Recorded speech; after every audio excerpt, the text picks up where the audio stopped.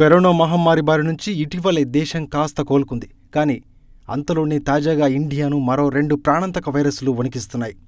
ఉత్తరాదిలో చండీపుర వైరస్ కల్లోలం రేపుతుండగా దక్షిణాదిలో నిఫా వైరస్ మరోసారి పంజా విసురుతుంది. అసలేంటి చండీపుర, నిఫా వైరస్లు? అవి ఎలా వ్యాప్తిస్తాయి? ఈ వైరస్లు అసలు ఎక్కడి నుంచి వచ్చాయి? పూర్తి వివరాలు ఈ వీడియోలో చూద్దాం. చండీపుర వైరస్ ఉత్తరాది రాష్ట్రాల్లో ముఖ్యంగా గుజరాత్లో చండీపుర కలకలం రేపుతుంది.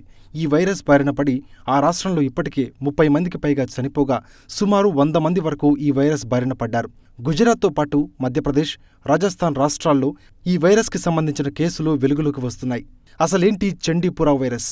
1965లో మహారాష్ట్రలోని చండీపురలో తొలిసారి ఈ వైరస్ వెలుగులోకి వచ్చింది.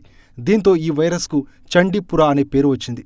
ఈగలు, కీటకాలు, దోమల నుంచి ఇది వ్యాప్తి చెందుతుంది. ఎక్కువగా ఈడీస్ రకం దోమల నుంచి వ్యాప్తి చెందుతుందని వైద్య నిపుణులు గుర్తించారు.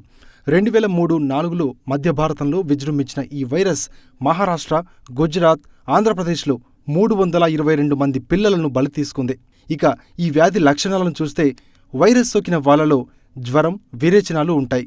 ఫ్లూ వంటి లక్షణాలతో తీవ్రమైన మెదడువ్యాపి వ్యాధికి గురవుతారు. ముఖ్యంగా 9 నెలల నుంచి 15 ఏళ్లలోపు పిల్లల్లో వైరస్ కారణంగా వస్తున్న జ్వరం ప్రాణాంతకంగా మారుతుంది. ఇక ఈ వ్యాధికి చికిత్స ఉందా అంటే ఈ వైరస్కు వ్యాక్సిన్ లేదు. ఇంటి పరిసరాలను శుభ్రంగా ఉంచుకోవడం ఒకటే పరిష్కారం. దోమలు కుట్టకుండా మాలథియాన్ పౌడర్ను చల్లుకోవాలి. ముఖ్యంగా వైరస్తో జ్వరం వచ్చిన పిల్లలను వెంటనే వైద్యుల వద్దకు తీసుకుపోవాలి. ఐసోలేషన్లో రోగ లక్షణాలను అనుసరించి వైద్య చికిత్స అందిస్తారు. ఇక నిఫా వైరస్ గురించి చూద్దాం. కరోనా వైరస్ కన్నా చాలా ప్రమాదకరమైనదిగా భావించే నిఫా వైరస్ కేరళలో మరోసారి విజృంభిస్తుంది.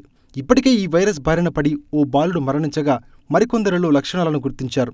బాలుడితో కాంటాక్ట్ అయిన 240 మందిని క్వారంటైన్లో ఉంచారు. ఏమిటి నిఫా వైరస్? నిఫా వైరస్ను తొలిసారి 1999లో మలేషియాలో కేసును గుర్తించారు. అక్కడి సుంగై నిఫా అనే ఊరి పేరు మీదుగా దీనికి ఆ పేరు పెట్టారు. ఇది ఫ్రూట్ బ్యాట్ అనే గబ్బిలాల్లో ఉంటుంది. వాటి నుంచి ఇతర జంతువులకు, మనుషులకు సోకుతుంది. 2018 మే నెలలో కూడా కేరళలో నిఫా కేసులు కలవరపెట్టాయి. వైరస్ ఉన్న గబ్బిలాలతో మనుషులు కాంటాక్ట్ అయినా వాటి లాలాజలం లేదా అవి వాలిన ఆహార పదార్థాల ద్వారా వైరస్ వ్యాప్తి చెందుతుంది. ఒకసారి మనుషులకి సోకితే వారి నుంచి ఇతరులకు వ్యాపిస్తుంది. ఇక ఈ వ్యాధి లక్షణాలు ఎలా ఉంటాయంటే వైరస్ సోకిన వాళ్లలో తొలుత జ్వరం, తలనొప్పి, వాంతులు, కండరాల నొప్పి వంటి లక్షణాలు కనిపిస్తాయి. సరైన చికిత్స అందకపోతే శ్వాస సంబంధిత సమస్యలు, నిమోనియా ఏర్పడతాయి. రోగి మెదడు దెబ్బతిని కోమాలోకి వెళ్ళిపోతాడు. ఈ వ్యాధికి చికిత్స ఉందా అంటే నిఫా వైరస్ను ఎదుర్కొనే యాంటీవైరల్ వైద్య చికిత్స ఏదీ ఇప్పటివరకు లేదు. వైరస్ సోకిన రోగిని ఐసోలేషన్లో ఉంచుతూ రోగ లక్షణాలను అనుసరించి వైద్య చికిత్స అందిస్తున్నారు.